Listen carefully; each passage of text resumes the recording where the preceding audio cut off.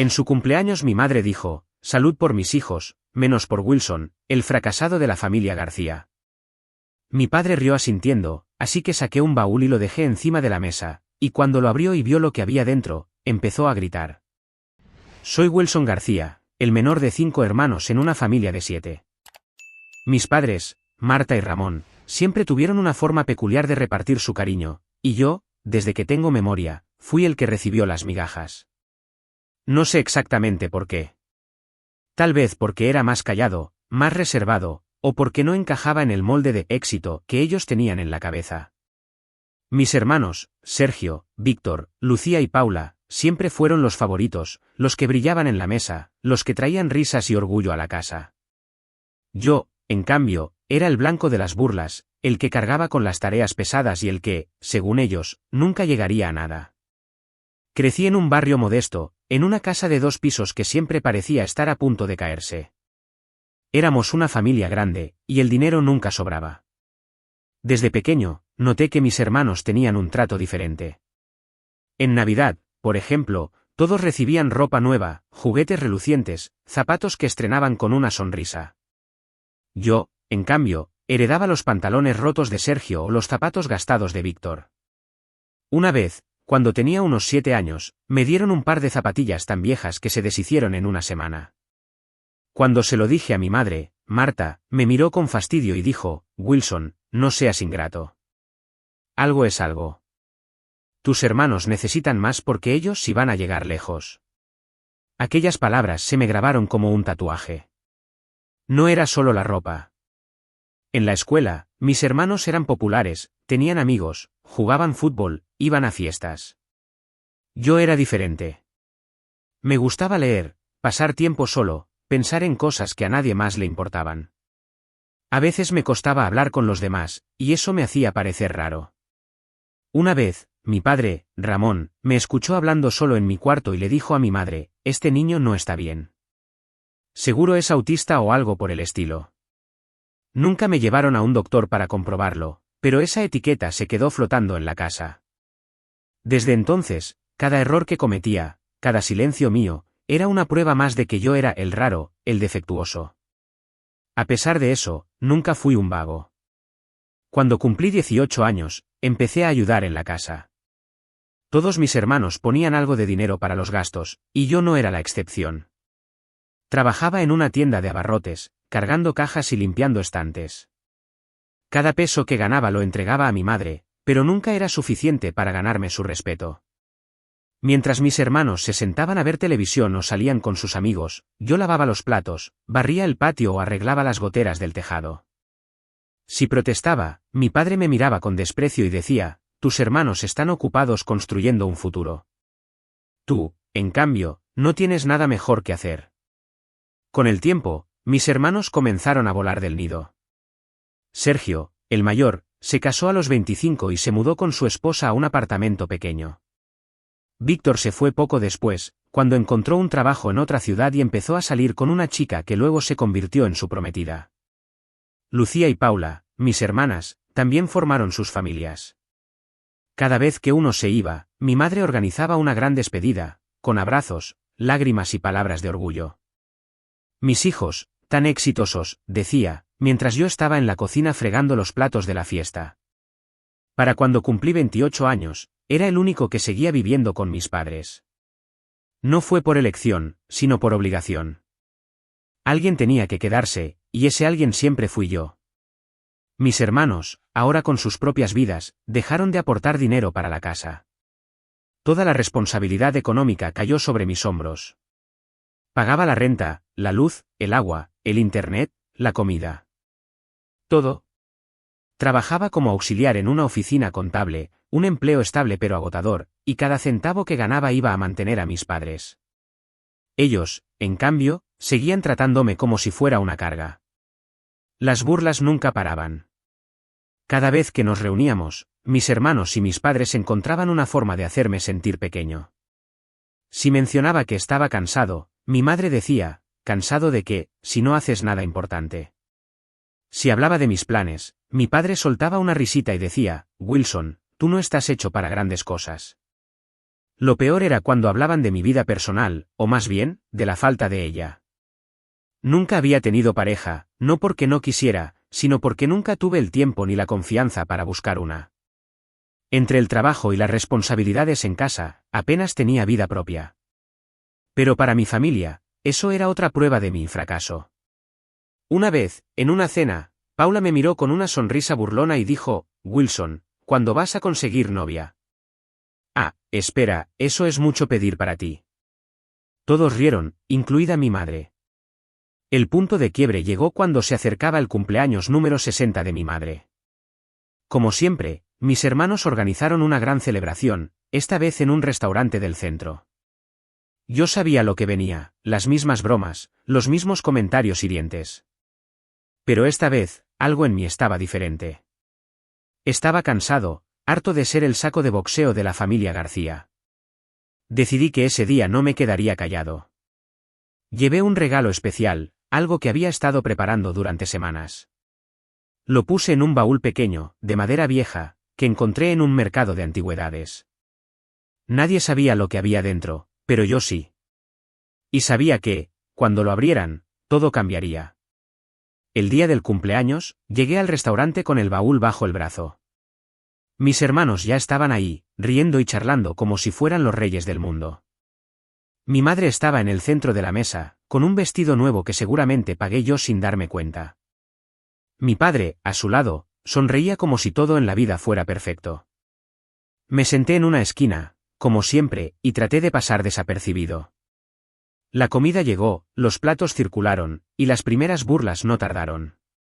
Víctor comentó algo sobre mi ropa, diciendo que parecía que había sacado la camisa del basurero. Lucía se rió y añadió: es que Wilson no tiene tiempo para comprarse ropa, está muy ocupado fregando platos. Todos rieron, menos yo. Mantuve la calma, porque sabía que mi momento llegaría. El ambiente estaba cargado, pero yo seguía esperando.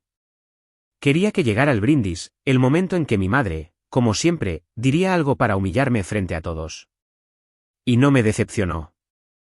Cuando trajeron la torta y las copas de vino, ella se puso de pie, levantó su copa y, con una sonrisa cruel, dijo en voz alta: salud por mis hijos, menos por Wilson, el fracasado de la familia García. La mesa estalló en risas. Mi padre asintió, riendo como si fuera el mejor chiste del mundo. Mis hermanos se unieron, haciendo comentarios sobre mi vida, mi soledad, mi inutilidad. Pero esta vez, no me quedé callado. Me levanté, puse el baúl en el centro de la mesa y dije, con una calma que ni yo sabía que tenía: feliz cumpleaños, mamá. Aquí está tu regalo. Todos se quedaron en silencio, mirando el baúl. Mi madre, con una mezcla de curiosidad y desprecio, lo abrió. Y entonces, todo cambió. Mi madre, Marta, todavía con la copa de vino en la mano, me lanzó una mirada que mezclaba curiosidad y desdén. Mis hermanos, Sergio, Víctor, Lucía y Paula, dejaron de reír, esperando ver qué había dentro. Mi padre, Ramón, se inclinó un poco hacia adelante, con esa expresión de quien cree que está a punto de presenciar otro de mis fracasos. Pero esta vez, no iba a darles el gusto de burlarse. Esta vez, el que reiría último sería yo. Marta puso la copa en la mesa y, con un gesto teatral, levantó la tapa del baúl. El crujido de la madera vieja resonó en la mesa. Dentro, había una pila de objetos cuidadosamente organizados, cada uno con un propósito, cada uno con una historia que llevaba años cargando en el pecho. La expresión de mi madre cambió de inmediato. Sus cejas se fruncieron, y sus labios, que hasta hace un segundo dibujaban una sonrisa burlona, se apretaron en una línea tensa. Lo primero que sacó fue un sobre lleno de fotos. Las miró por un momento, como si no entendiera, y luego las puso sobre la mesa. Eran imágenes de hace 3 años, cuando estuvo postrada en cama por esa infección pulmonar que casi se la lleva. En las fotos, estaba ella, pálida y débil, con una manta cubriéndola hasta el cuello. Y a su lado, siempre, estaba yo. En una, le sostenía la mano mientras dormía. En otra, le ponía un paño húmedo en la frente para bajarle la fiebre. En otra más, estaba organizando sus medicamentos en la mesita de noche. ¿Qué es esto, Wilson?, preguntó, con un tono que intentaba sonar firme pero temblaba un poco. Esto, dije, señalando las fotos, es lo que hice por ti cuando nadie más estuvo. Cuando estabas enferma, mamá. Cuando mis hermanos venían una vez cada 2 semanas, si acaso, y se iban rápido porque tenían sus vidas. Yo dejé de dormir para cuidarte. Yo gasté todo lo que tenía en tus medicinas. Saqué del baúl un fajo de recibos amarillentos y los puse frente a ella. Eran las facturas de los medicamentos, cada una con un precio que me hacía sudar frío en ese momento. Mira esto. 3.000 pesos por una inyección. 5.000 por un frasco de pastillas. 12.000 por una consulta con el especialista. Todo eso lo pagué yo. Nadie más. Ni Sergio, ni Víctor, ni Lucía, ni Paula. Ni siquiera papá. Solo yo. La mesa estaba en silencio absoluto. Mis hermanos se miraban entre sí, incómodos. Mi padre carraspeó, pero no dijo nada. Mi madre seguía mirando los recibos, como si intentara encontrar una excusa, pero no había ninguna. Entonces saqué el siguiente objeto, una manilla de cuero sencilla, gastada por el tiempo. La puse frente a ella, y sus ojos se abrieron de par en par. La reconoció al instante. Esta manilla te la puse en la muñeca cuando pensaste que no lo lograrías, dije, sintiendo un nudo en la garganta. Te dije que te daría fuerzas para sanarte. Y lo hice porque te quería, mamá. Porque, a pesar de todo, siempre te quise. Marta tocó la manilla con los dedos, y vi como una lágrima se le escapó. La limpió rápido, como si no quisiera que nadie lo notara, pero yo lo vi. Por un segundo, pensé que diría algo, que se disculparía, que reconocería todo lo que hice por ella. Pero no. En cambio, levantó la mirada y dijo, con un tono defensivo, eso no significa nada, Wilson. Todos hicimos algo por la familia. ¿Todos? La palabra me golpeó como un puñetazo. Sentí la rabia subir por mi pecho, pero la contuve. Todavía no había terminado. Volví al baúl y saqué otro sobre, esta vez con fotos de cuando éramos pequeños. Navidad tras Navidad, cumpleaños tras cumpleaños. En cada una, mis hermanos sonreían con ropa nueva, juguetes brillantes, zapatos relucientes. Y yo, siempre en un rincón, con pantalones remendados, camisas heredadas, zapatos rotos. En una foto, tenía unos 7 años, y mis zapatillas tenían un agujero tan grande que se veía mi dedo gordo. Mis hermanos, en cambio, posaban con chaquetas nuevas y sonrisas perfectas. ¿Ves esto?, dije, señalando las fotos. Siempre dieron lo mejor a ellos. Siempre. A mí me daban las sobras. Me decían que no me quejara, que algo es algo. Pero nunca fue justo. Nunca me dieron lo que merecía. Lucía intentó interrumpir. Wilson, no seas dramático. Todos tuvimos que sacrificar cosas. ¿Sacrificar?, repliqué, girándome hacia ella.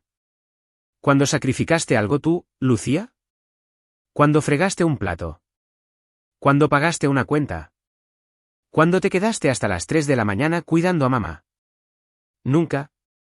Porque a ustedes siempre les dieron todo, y a mí siempre me dejaron de lado. El restaurante estaba tan callado que podía escuchar el murmullo de las mesas vecinas.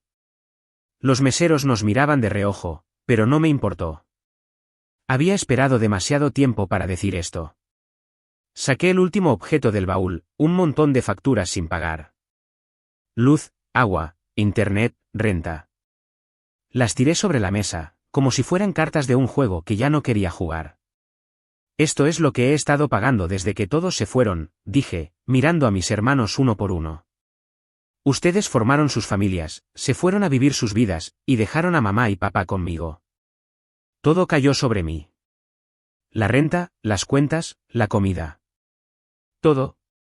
Y aún así, me tratan como si fuera una basura. Como si no valiera nada, pero ahí tienen las facturas de este mes, ya no las pagaré. Mi madre, que hasta ese momento había estado callada, finalmente habló. Pero no fue lo que esperaba. En lugar de disculparse, levantó la voz, casi gritando, Wilson, no puedes hacernos esto. Es tu deber mantenernos.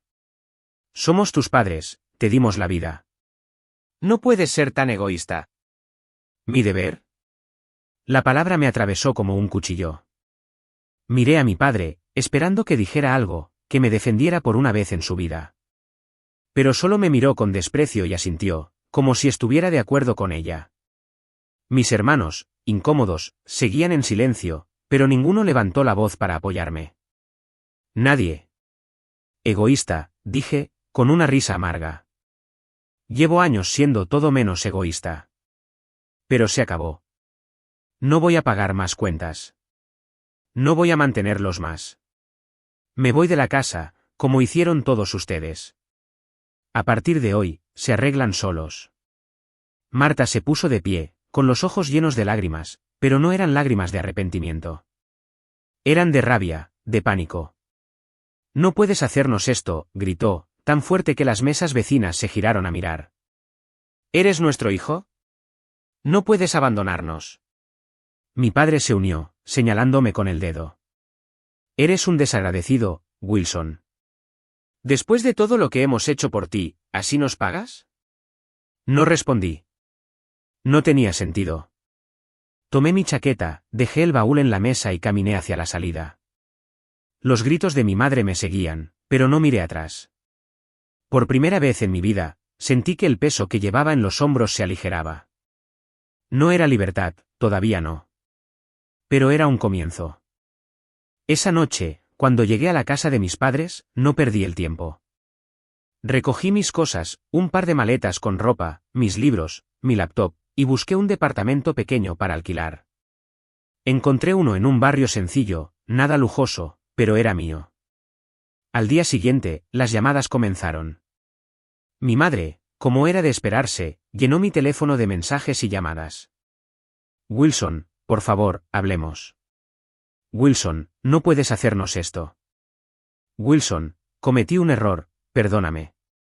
No contesté ninguna. Bloqueé su número temporalmente, solo para tener un poco de paz. Pero sabía que no se rendiría tan fácil.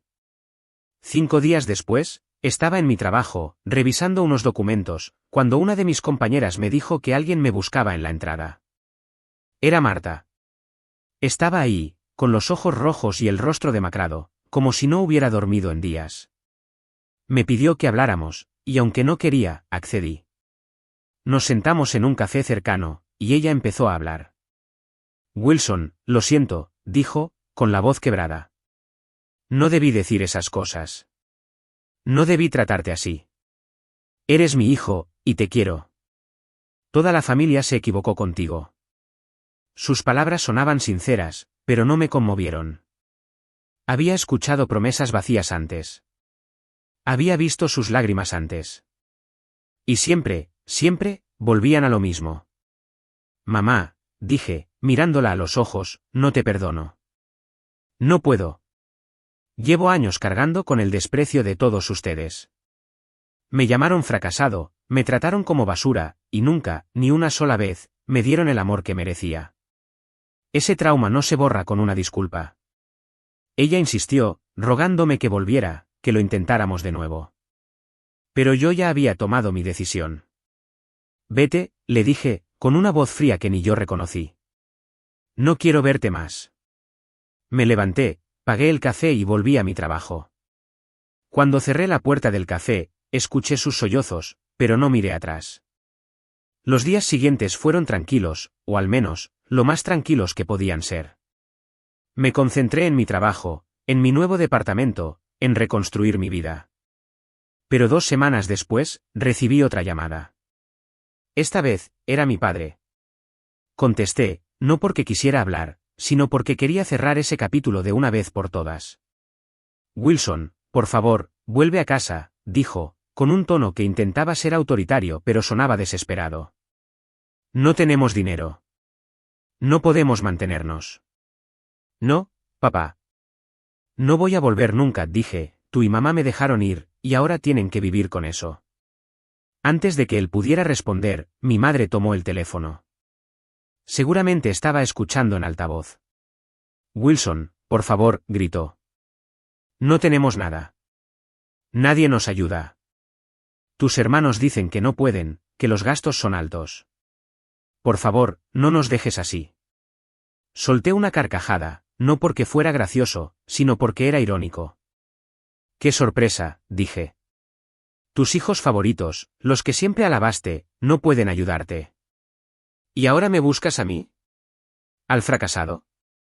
Ahí tienen a sus hijos perfectos, dije, con una sonrisa amarga. Por no valorar al que realmente los quería, ahora están solos. No me busquen más. Colgué y bloqueé sus números. Esta vez, para siempre. Pasaron los días, y el silencio fue un alivio. Por primera vez en años, sentí que podía respirar. Mi vida no era perfecta, pero era mía. Me levantaba cada mañana, iba a trabajar, leía mis libros, caminaba por el parque. Empecé a hablar con una chica del trabajo, Clara, que siempre me sonreía y me hacía sentir que valía la pena. No era una relación todavía, pero era un comienzo. 5 meses después, me enteré por un primo que mis padres se habían mudado con una tía lejana. Dormían en el sofá de la sala porque no tenían dónde más vivir. Mi padre, que siempre se jactó de no trabajar porque sus hijos lo mantenían, ahora conducía un taxi y ganaba un sueldo miserable. Mis hermanos, fieles a su estilo, no movieron un dedo para ayudarlos. Cada uno tenía una excusa, sus hijos, sus gastos, sus vidas. Me dio pena, pero no culpa. Ellos mismos se lo buscaron. En cuanto a mí, las cosas empezaron a mejorar. Clara y yo comenzamos a salir, y por primera vez, sentí que alguien me veía por quien era, no por lo que podía dar. Hablamos de planes, de viajes, de una vida juntos. Tal vez algún día formaríamos una familia, una donde nadie sería el fracasado. Pero por ahora, estoy aprendiendo a quererme, a sanar las heridas que mi familia dejó. A veces, cuando camino por la ciudad, pienso en ese baúl, en las fotos, en la manilla, en las facturas. Pienso en el grito de mi madre, en el silencio de mis hermanos, en la mirada de mi padre.